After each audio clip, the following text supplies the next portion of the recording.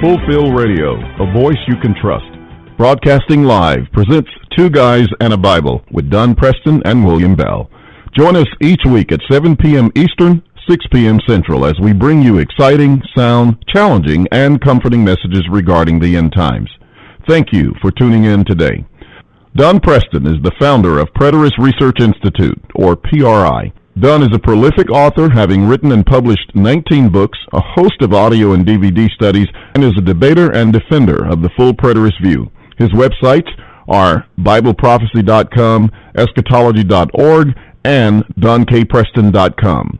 William Bell is the founder of AllThingsFulfilled.com Ministries and has a website bearing the same name, and has authored 3 books, audios, and DVDs. He has published hundreds of articles and recordings.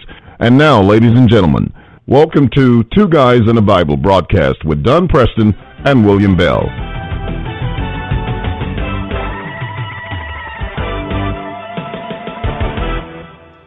Hello, ladies and gentlemen. Welcome to Two Guys and a Bible right here on Fulfill Radio. I'm William Bell, and with me is Don Preston. Don, how are you today?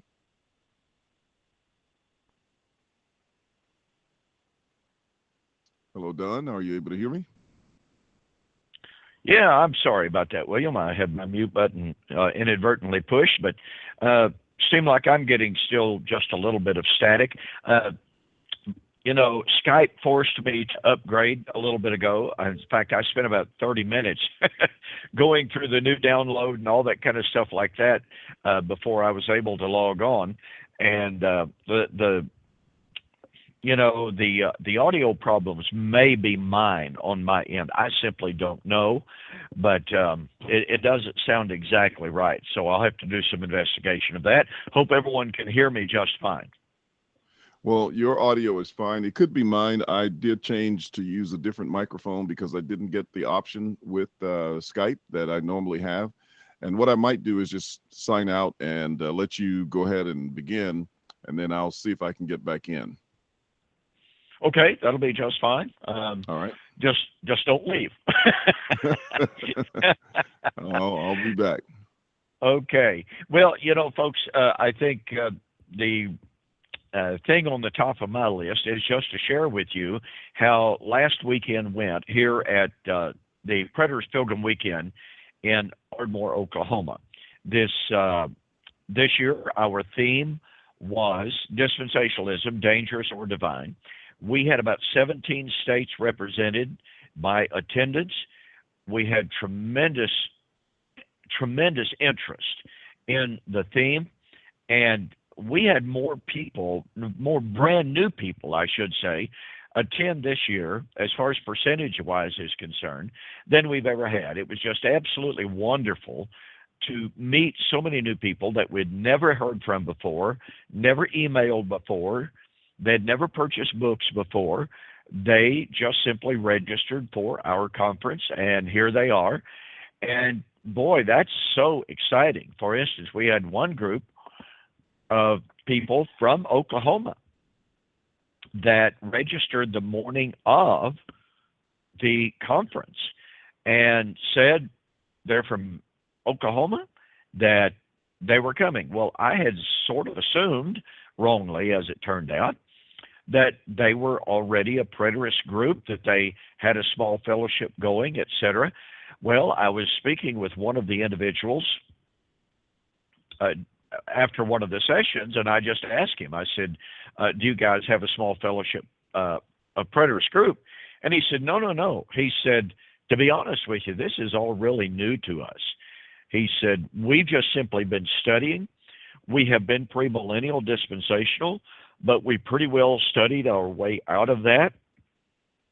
But we really don't know. But he said, we just simply encountered you and your YouTube videos. And he said, we're intrigued. And so we began to talk, and they began to share with me that they had already seen enough to realize the amillennial view is not really right. They've been looking at postmillennial view. They're not yet convinced on covenant eschatology, but they're certainly intrigued by it. They think it's fascinating. They think it's exciting. And in fact, the sister of the man that I was talking to said, well, our views on grace, our views on God's mercy have really, really changed since we've been studying preterism. And so this is very, very exciting to us. And we just had a great study. We had people from, I've got to tell you one very quick anecdote, folks.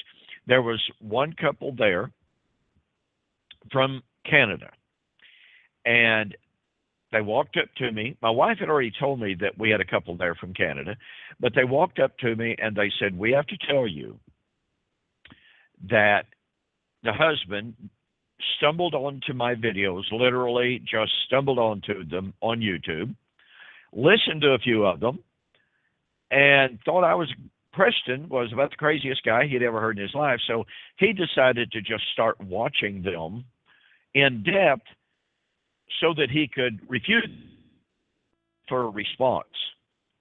Over a 4-month period of time, he went from being a, quote, ardent, unquote, dispensational premillennialist to now being a full preterist, he and his wife. Now, that's just so exciting. So that's kind of the way it went. We had some absolutely fantastic speeches. David Curtis did his absolutely normal job of doing a great, great job. David spoke to us on the 4 blood moons. He spoke to us about whether or not there will be a rapture. He spoke to us about the new covenant. And so his 3 lessons are absolutely wonderful. William Bell gave a couple of lessons, are going to be challenging to anyone.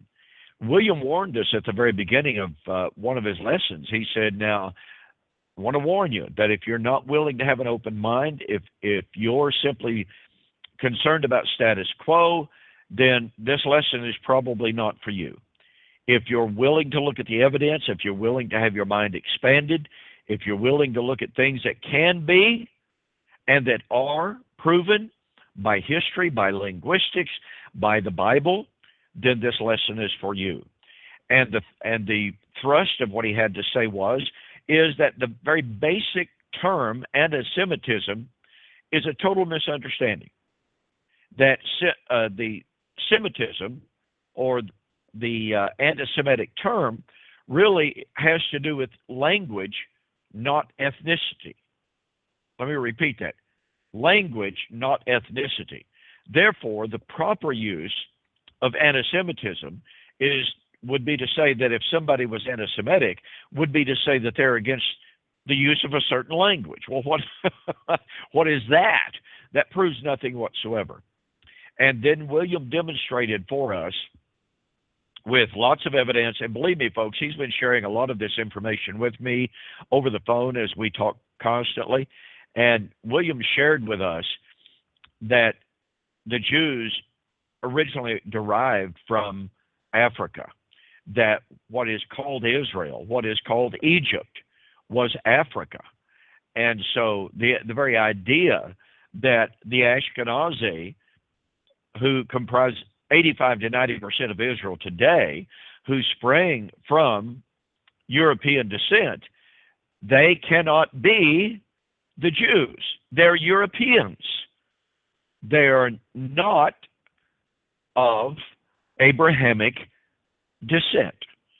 That is a profoundly important fact. And he cited historical source after historical source to document. And believe me, again, he has tons more evidence even than what he presented at our conference. So you will definitely want to be able to get the DVDs or the MP3s and listen to William's lessons to be sure. Larry Siegel gave us 2 really, really fine lessons. Number 1 was on the hermeneutic of dispensationalism. That's a critical issue. He likewise spoke to us about Armageddon and whether Armageddon is just around the corner. Just did a bang-up job.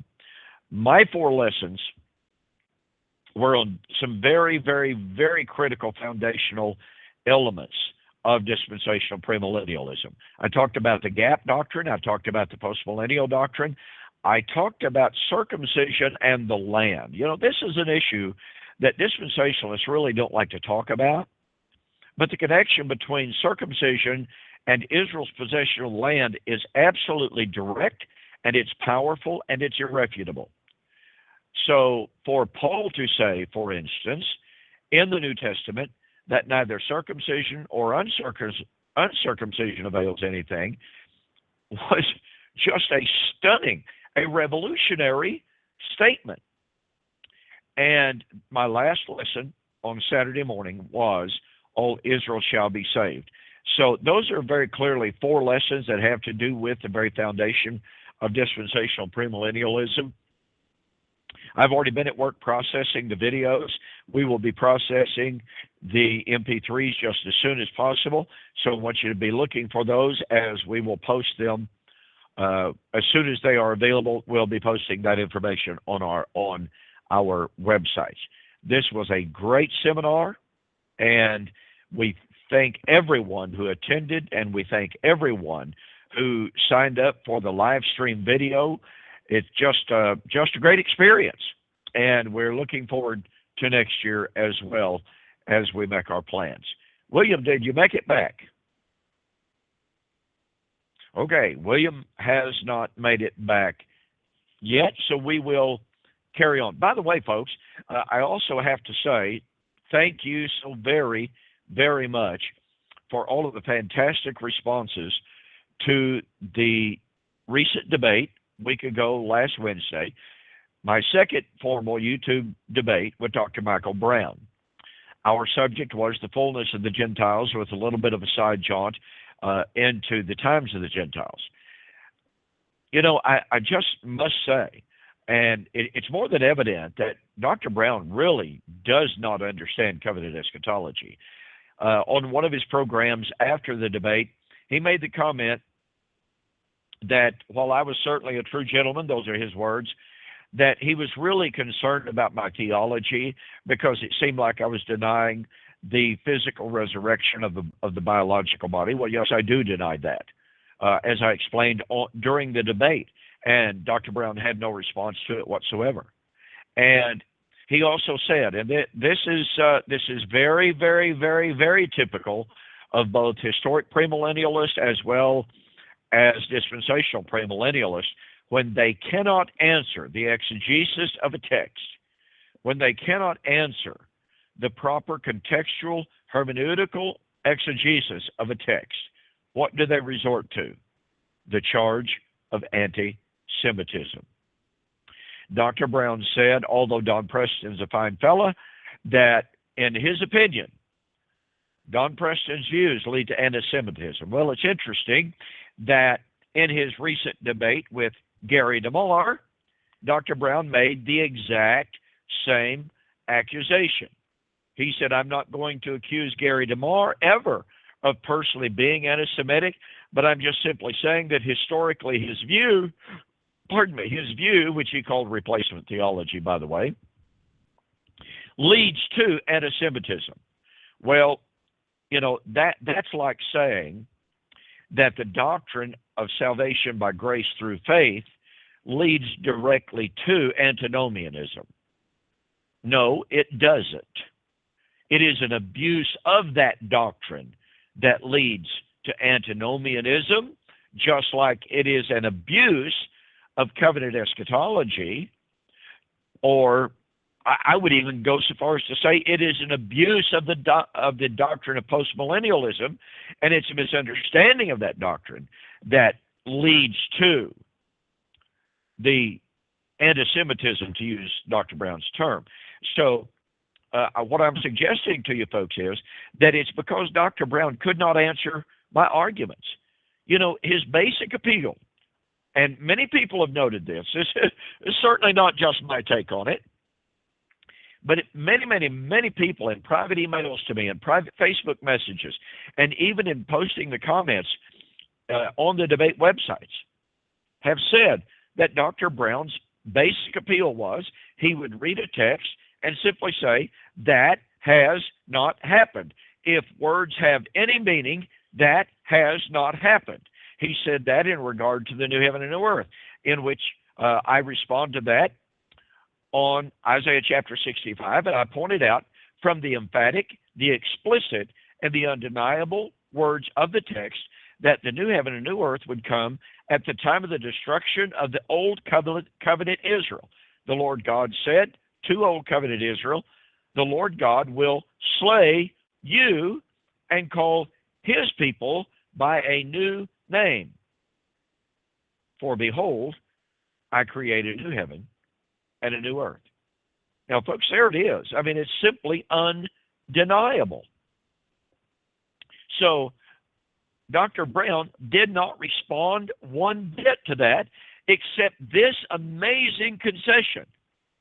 Well, I admit that AD 70 was some type of that, but I think it points forward to the real one. There's not one word, not one scintilla of evidence to support that claim. And folks, look, let me recommend that you get my book, AD 70, A Shadow of the Real End, ? In that book, I examine the claim that Dr. Brown was making, the claim that is being increasingly made by amillennialists, the claim that is very popular among postmillennialists. Oh, yeah, AD 70 was the end of the age, but it foreshadows the real end of the age, i.e. the end of the Christian age at the end of time.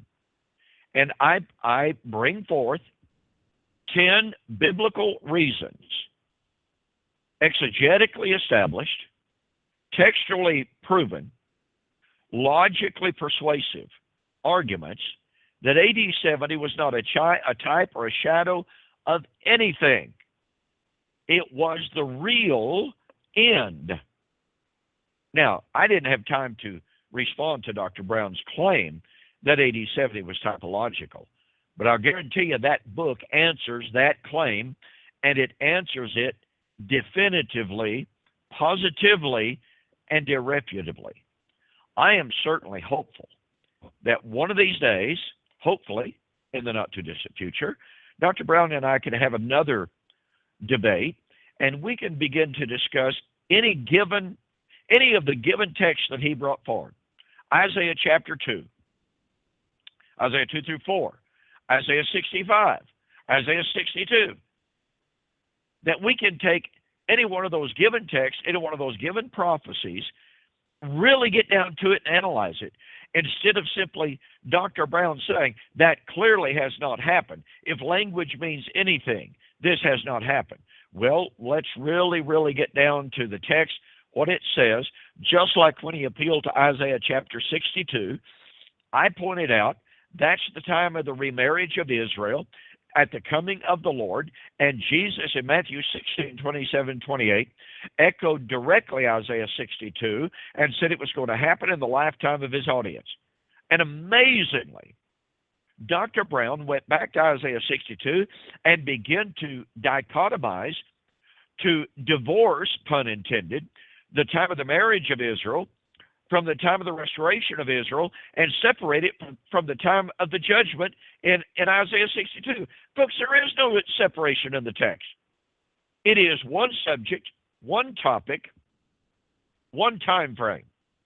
And I would love nothing better for Dr. Brown and I to spend our time in another debate analyzing that text, with me being able to press him to bring forth his exegetical reasons for divorcing the remarriage of Israel from the time of the coming of Jesus. There is no support for this. So anyway, this debate has already had profound impact. I've already had 2 people contact me and tell me, Dr. Preston, as a direct result of this debate, I'm going to look into Covenant Eschatology, because you were so careful, you were so meticulous, you answered Dr. Brown's arguments the best you could in the time allotted. He did not answer your questions. He did not answer your arguments. And so I am now willing to listen to what you have to say in regard to covenant eschatology. Well, folks, that's what debate is for.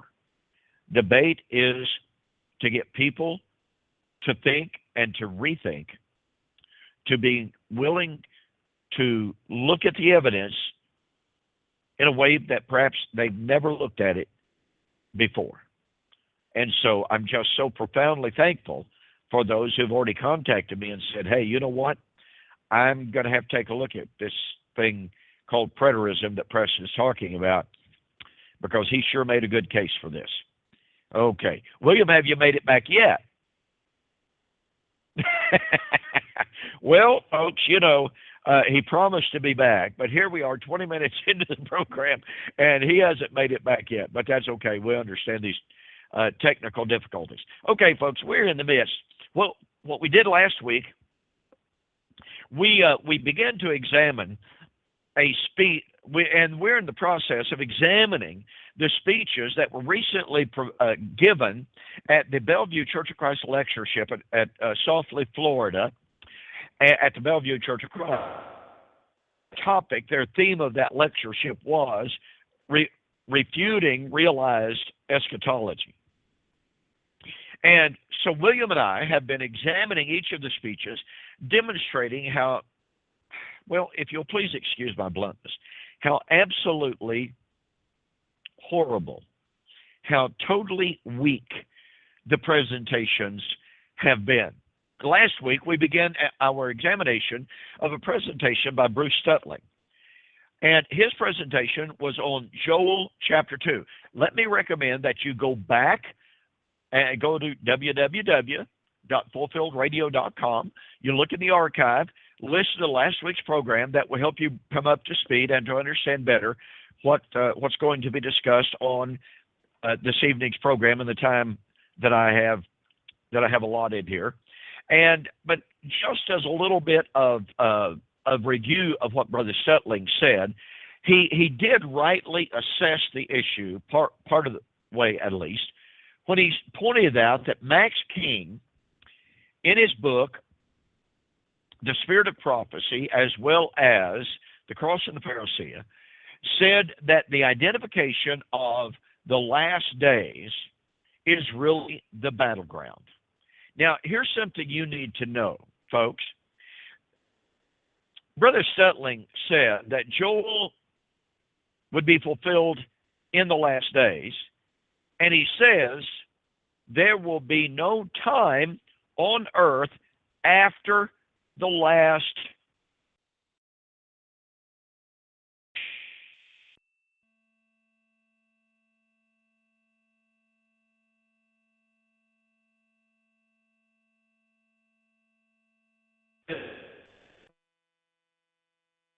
anything could ever be.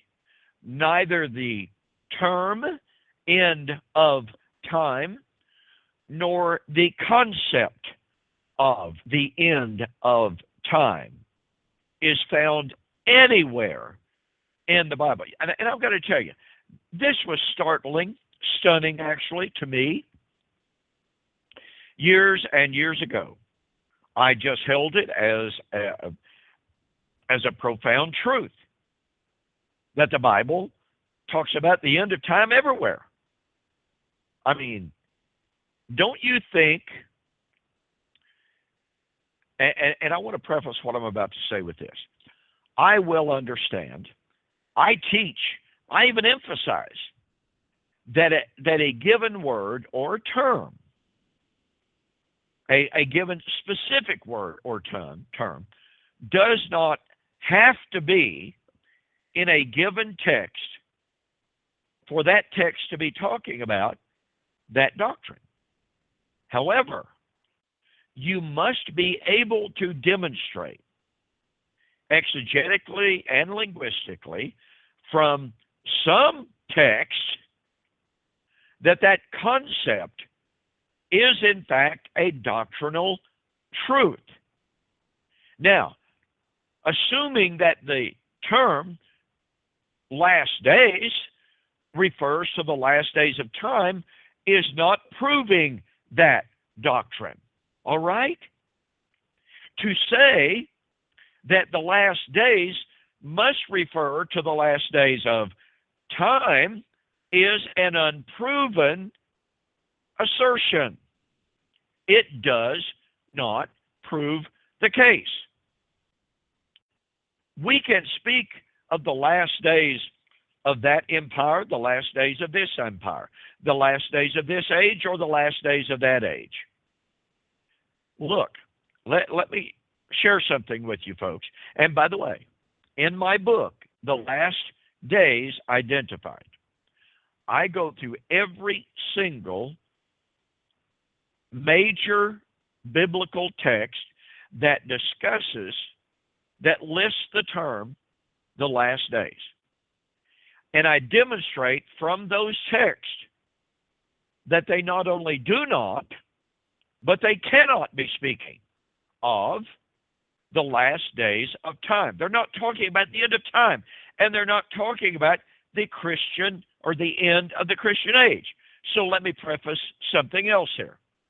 Listen to me, folks. Listen very, very carefully. The Bible only talks about two ages. Talks about what it calls this age. In the Jewish mentality, the Jews believed in only two ages. And Jesus was a Jew, remember. Now, that doesn't mean that Jesus had to have agreed with everything that the Jews taught, because he obviously did not agree with every single thing. But there are certain things that the Jews believed that Jesus clearly did believe on and believe in. And this is one of them. The Jews only believed in two ages. They believed in what they called this age and the age to come. Now, they often used the term ages to speak of the Old Covenant age. They understood that there was the age of Abraham. They understood that there was the age of Moses. They understood there was the age of this or the age of that. But when they were speaking of, shall we say, the eschatological narrative, guess what? They only spoke of this age and the age to come. Here's something else. This is very, very important. This age was, broadly speaking, the age of Moses and the law, Torah, all right? The age to come was the age of Messiah and the new covenant. Do you catch that? Do you see the power of that statement? Let me reiterate it. In the Mosaic, or the Jewish way of thinking, they referred to this age as the age of Moses and the law, Torah. The age to come was the age of Messiah and the new covenant. Point number 3, and I document all of this from scholarly sources in that book, The Last Days Identified, all right? Third point, the Jews believed that the age of Moses and Torah was supposed to end. Well, what does it mean? Well, it meant that the law of Moses had last days. Wow. Do you catch that? In other words, when the Jews referred to this age, the age of Moses and the law, they understood, believed, and taught that the age of Moses would have last days. However, final point on point number 3. The age of Messiah and the new covenant, listen to me carefully, folks, would never end. Catch that. The age of Messiah and the new covenant would never end. Well, let me ask you a question, folks. Are we under the new covenant today? Are we under the age of Messiah today? Well, I realize dispensationalists very often say, oh, well, no, the promised new covenant has not been made. But you can go to my website, www.bibleprophecy.com, and see a brand spanking new book that I've just released at the Predators Pilgrim Weekend last week on the new covenant. Yes, the new covenant has been made. Well, if the new covenant has been made, folks, it is an unending covenant. To therefore speak of the last days of the Christian age is an oxymoron. It's not going to happen. What did Jesus say in Matthew chapter 24, verse 35? Heaven and earth, which I believe is a direct reference to the Old Covenant temple, the representative of the Old Covenant age, that Old Covenant temple was referred to in the terms of heaven and earth, according to Josephus, who was a Jew of the first century, a contemporary of the temple. And in Matthew 24, Jesus is predicting the destruction of that temple. But Jesus said, heaven and earth shall pass away. My word shall never pass away. So once again, do you really catch the power of this when we're talking about the last days? Brother Stulting says the last days refer to the Christian age, which is the end of time, the end of the Christian age. No, 1,000 times no. Let me refer you to this. Brother Stulting believes, along with virtually all of the speakers at the Bellview Church of Christ Lectures, that at his coming, Jesus Christ surrenders the throne. He no longer rules and reigns after or from the time of his parousia and afterwards. They base that on 1 Corinthians chapter 15, 19 and following. For he must reign until all of his enemies have been put under his feet. Then shall he deliver the kingdom up to the Father, when all things have been put under his feet. Well, there it is, you see. He must reign until. We're told that means a termination of his reign. That's a gross misunderstanding of the text. By the way, folks, do you realize that in every single other text that speaks about what Christ would do at his coming, every single other text says he would begin his reign, or I should say enter fully into his reign. He began his reign at his ascension when he was seated at the right hand of the Father on high, according to Psalms 110 and verse 4. But he would enter fully into his reign when the last enemy was put under him. Again, Psalms 110, set at my right hand until I make thy enemies thy footstool. Okay. But at the putting down of the last enemy, guess what? He would sit with the Father on the throne and rule forever and forever without end. This is absolutely critical to understand. It is simply wrong to teach or to believe that Christ surrenders his reign. In other words, he must reign until, as in termination. Now, I understand it's my responsibility to prove that he must reign until doesn't mean a termination, but I just did. Every other text that speaks about Christ, what he would do at his coming, talks about him entering into the full glory of his reign. Look at Revelation chapter 22 and verse 3. This is after the millennium, after the coming of the Lord, after the time of the judgment. This is the time in which he ostensibly surrenders his reign. But Revelation chapter 22 and verse 3, guess what? The Father and the Son sit together on the throne, and they rule forever and ever. And by the way, when would that take place? Revelation chapter 11, 15 and following tells us that at the time of the sounding of the seventh trumpet, which you see follows really immediately upon the fall of Jerusalem in AD 70, the city where the Lord was slain, it says, the kingdoms of this world have become the kingdoms of our God and of his Christ, and they shall reign forever and forever. That's right. They reign forever and ever. There is no end. And, oh, by the way, in Luke chapter 1, 32 and 33, when the angel was communicating to Mary about this child that was to be born of her, it says, the God of heaven shall give unto him the kingdom, the throne of his father David, and of his rule, and of his reign, and of his kingdom. There will be no end. Now look, if God says there would be no end to Christ's rule, to Christ's reign, to his throne, and to his kingdom, I think we're on pretty safe ground affirming there would be no end to that rule, to that reign, and to that kingdom. So when Bruce Stulting says the last days refer to the last days of time, and they refer to the last days of Jesus Christ's rule and reign, he is simply flat, dead wrong. There is no end to the rule, to the reign of Jesus Christ.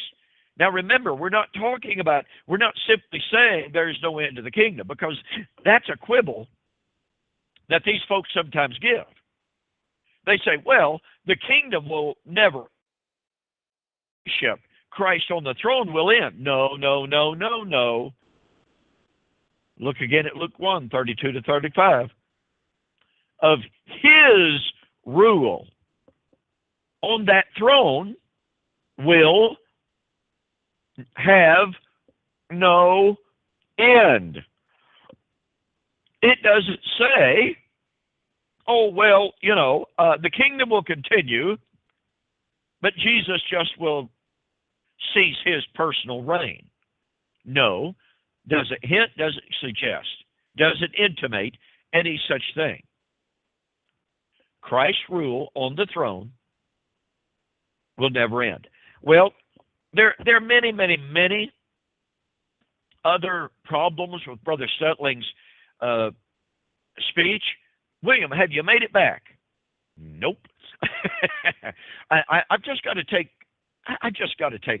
note of something that Bruce Stulting said. He says, Max King, by implication, I tell you what, folks, implication is a very powerful thing. Implication is very valid. But in order for an argument from implication to be true, you must, listen to me, you must absolutely 100% demonstrate and prove without any doubt whatsoever that what you're claiming to be the implication is, without a doubt, true, right down to every jotting of every I and the crossing of every T. There can be no possibility of the doctrine that you're setting forth is true, so that the implications that you're talking about are themselves true. You see, implications are based upon facts. Implications are based upon sound doctrine. So, if the doctrine that you believe is called into question, then the implications that you're claiming and stating are false themselves. That's just simply the way the world of logic works. It's the way the world of implication works. Okay, now watch this. Stulting says, by implication, Max King, and by that he means also all preterists, deny the deity of Jesus Christ, because he says Christ could not take full power until AD 70. And this denies his omnipotence. But of course, Stulting said, 1 Timothy chapter 6, verse 15, and Revelation 16, verse 19, are some texts that he cites, to ostensibly prove that Christ had already entered into the full power and full dominion of his rule. Now, keep in mind, folks, I don't know of a single preterist who denies that Jesus ascended to the right hand of the throne on high, was seated at the right hand, and was there to rule and to reign on the throne of David. But let's not stop our discussion right there, shall we? He was to rule, watch this, in the midst of your enemies. Well, wait a minute here. Let's just wait a minute here. Bruce Stulting says, if Christ has not put down his enemies, as King said he had not put them down prior to AD 70, then that proves that Christ is not divine. Well, wait just one moment, Bruce Stulting. You believe that Christ is now at the right hand of the majesty on high, ruling in the, ruling in the midst of your enemies, and you will rule only until the last enemy is put down. So that means, well, let's see here, Mr. Stulting, that means Christ is not omnipotent because he hasn't already conquered all of his enemies. That's your view. Your view is he's ruling in the midst of his enemies. His enemies are still powerful. His enemies are still have authority. They're still out there causing havoc. They have not yet been conquered. Bruce Stulting, that's your view. You claim the preterist who says that Christ had not yet entered into the full exercise of his reign, meaning that his enemies had not been put under him, denies his deity, and yet you're the one who says Christ is sitting at the right hand, waiting for his enemies to be put under him. Well, wait a minute. If he's got all power, if he's got all authority in heaven and on earth, why, Bruce Stulting, does that not impugn his deity? If he's reigning in the midst of his enemies, and his enemies are still out there, and his enemies are powerful, and by the way, you say that the enemies are so powerful that the death and the curse of Adam still has a hold of even the child of God. Satan still rules the child of God because even the child of God is under the curse of Adam. How do I know that? Because you believe the curse of Adam is physical death. And yet every Christian, oh goodness gracious, this is so sad. Every Christian, although they are, according to you, at least you would say so, I believe, forgiven by the blood of Christ, washed, sanctified, and purified, and yet that blood of Christ is insufficient to remove the curse of Adam. You, Bruce Stulting, you are still under the curse of Adam. Christ sitting on the throne, omnipotent. And yet Satan still holds sway over your life. Satan still holds sway over the world. So Bruce Stulting, if it impugns the omnipotence of Jesus Christ to say that he was seated at the right hand, waiting for his enemies to be put under him, ruling in the midst of his enemies, if that impugns the deity of Jesus, then why does it not impugn the omnipotence of Jesus many, many, many times over, since we're now let me see here, from AD 70 at least until the present moment. Well, let's just go back to Pentecost, okay, shall we? We are 2,000 years removed from the ascension of Christ to the right hand of Christ, to where he would rule in the midst of his enemies, waiting for his enemies to be put under him.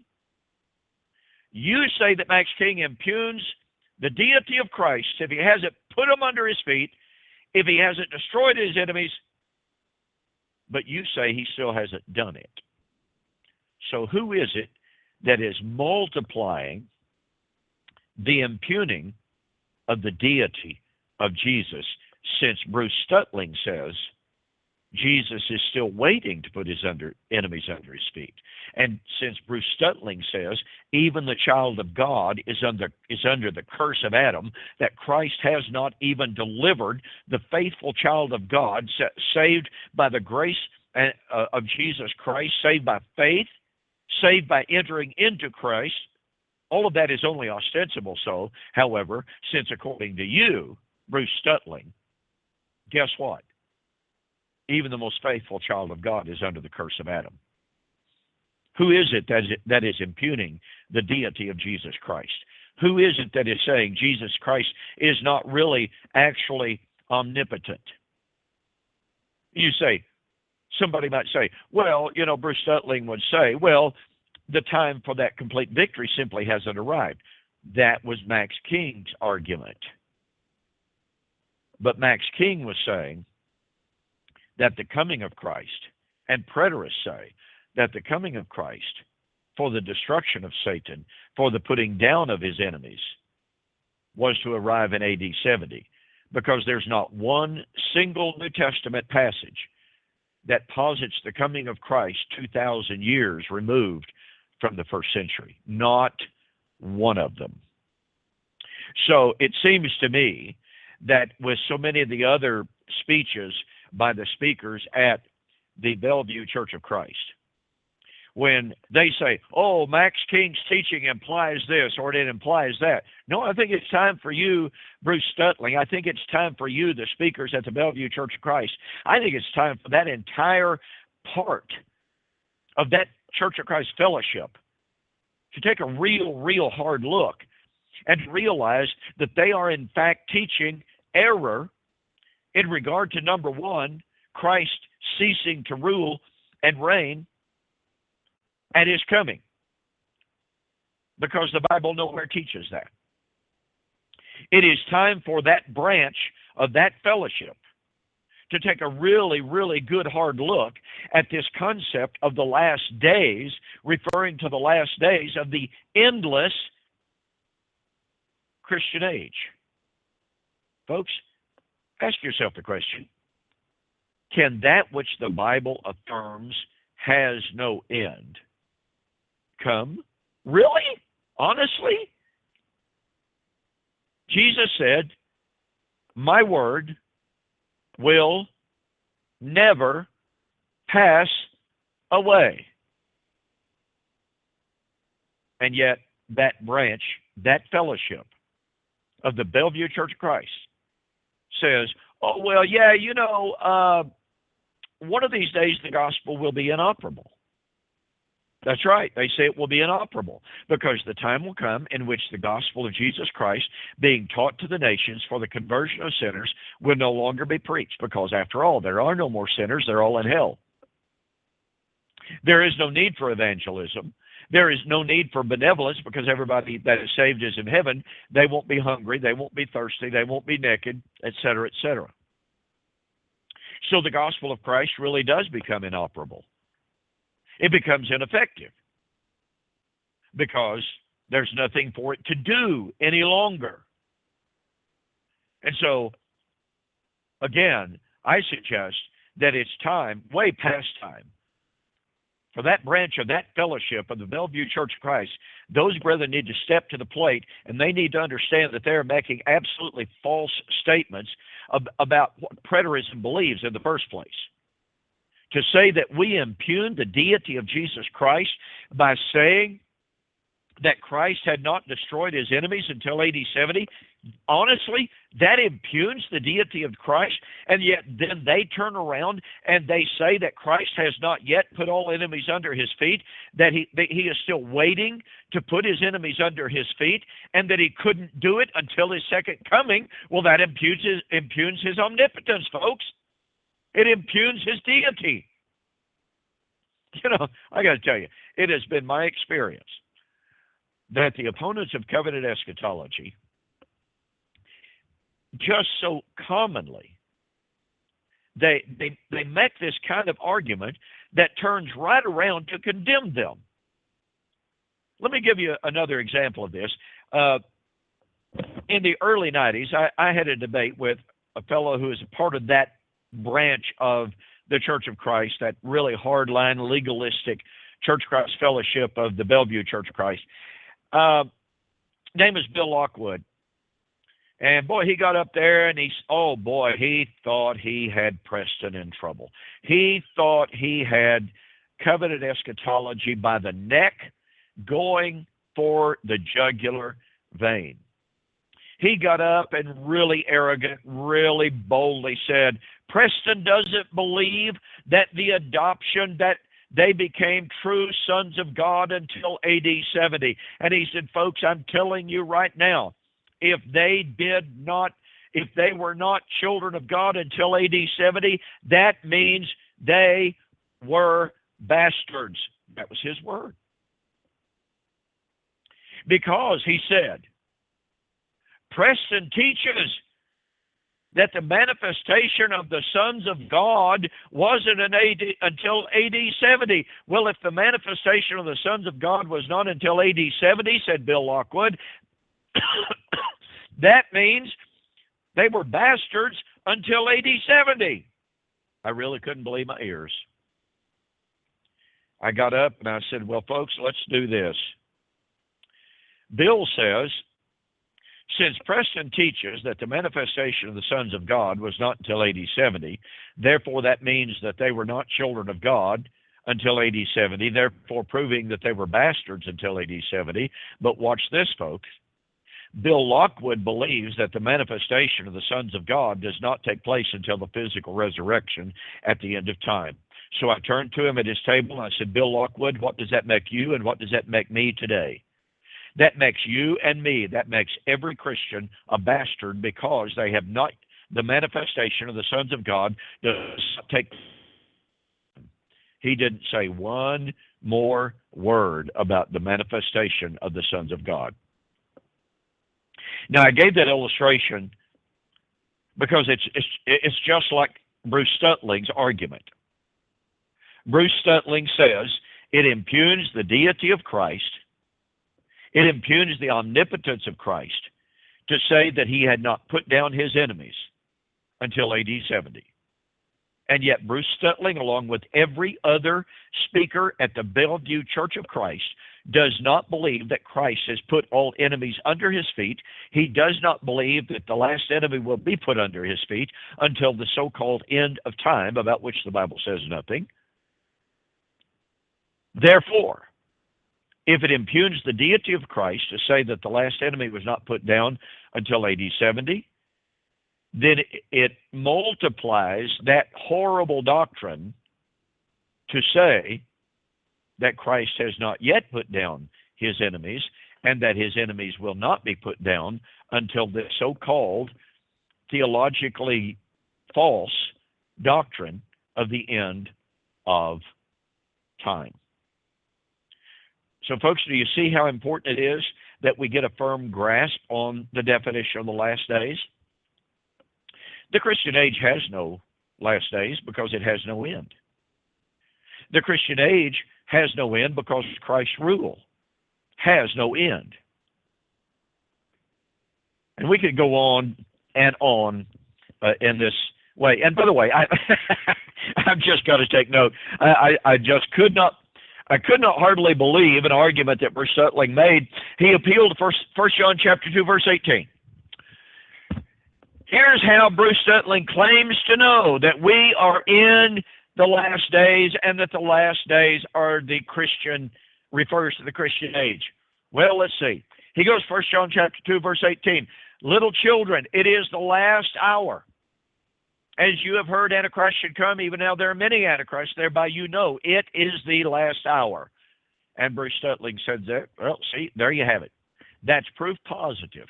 That is proof positive that that the Christian age is the last days. Folks, what does that prove? John was saying, you have heard that Antichrist should come. Where have they heard that Antichrist would come? Matthew chapter 24, 9 to 13, which is a text that Bruce Stulting would agree and teach, referred to the events leading up to AD 70. Jesus said, many false prophets shall arise. Well, the false prophets were the Antichrist. They were denying that Jesus was the Christ who came in the flesh. They were the ones that denied that Jesus was the Christ who had come. They were against Jesus as the Christ who had come in the flesh. So watch this. You have heard, John said, that Antichrist, plural, by the way, not just singular. You have heard that Antichrist would come. Even now, there are many Antichrists who have come. Now, wait a minute. Oh, wait a minute. You're going to catch the power of this. Jesus said the Antichrist would come in his generation. Bruce Stulting, unless I be grossly mistaken, would agree with that. The standard view in the churches of Christ, in the section of the Church of Christ that he belongs to, would agree that in Matthew 24, 9 to 13, that refers to the events leading up to and consummating in the fall of Jerusalem in AD 70. Okay, so here's Jesus in Matthew 24 predicting the coming of the Antichrist in that generation. Bruce Stulting would agree. John said, you have heard that Antichrist, plural, should come. Where did they hear it from? Matthew 24. Thereby you know it is the last hour. What were those Antichrists to be a sign of? The end of the age. What end of the age? The end of the Old Covenant age, not the end of the endless Christian age. You know, look, folks, I've got to say, I fully sympathize, even empathize with Bruce Stulting, because I once held to those same doctrines. I once tried to hold on to the ideas that he set forth down there in Florida. But wait a minute. Little children, it is the last hour. As you have heard that Antichrist should come, even now there are many Antichrists, thereby you know it is the last hour. There's 2 points I want to make. Look, folks, are we really supposed to believe that the way that we know that we are in the Christian age, if and only if people deny that Christ or that Jesus was the Christ? Really? Honestly? Hey, look, folks, there were people before Jesus died on the cross. There were people before Pentecost who denied that Jesus was the Christ.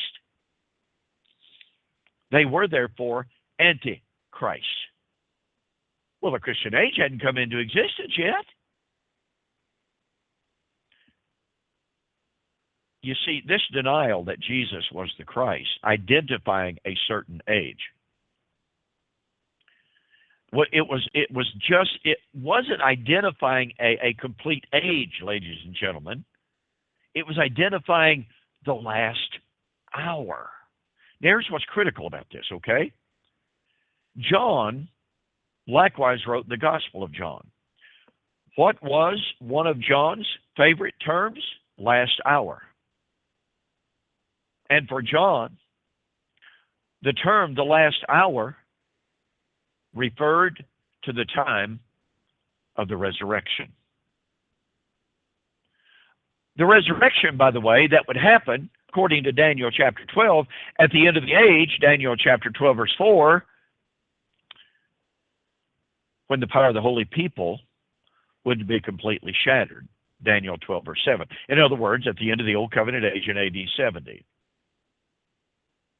So here we have John affirming that what Jesus predicted to occur in his generation, the presence of Antichrist, was taking place when he wrote, prophecy fulfilled.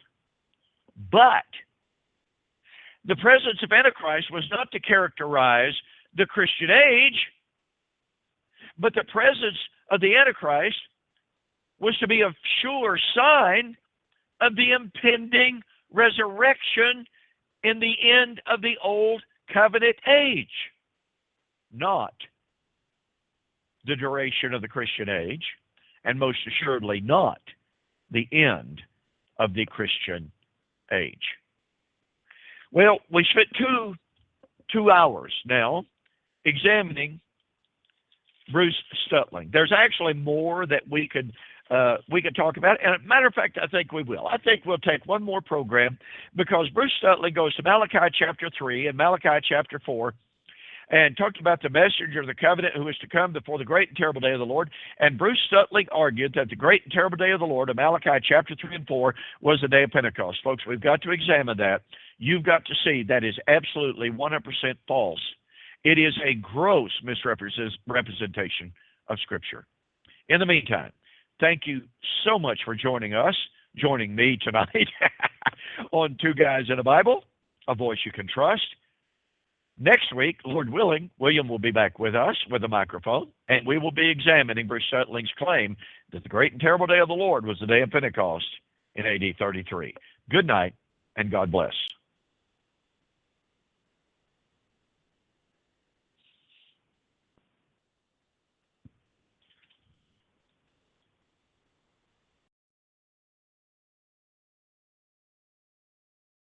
Thank you for joining the Two Guys in a Bible radio broadcast. On behalf of Dunn Preston and myself, we'd like to say, have a very pleasant day, and may God bless. Until next time, we'll see you on Fulfill Radio, a voice you can trust.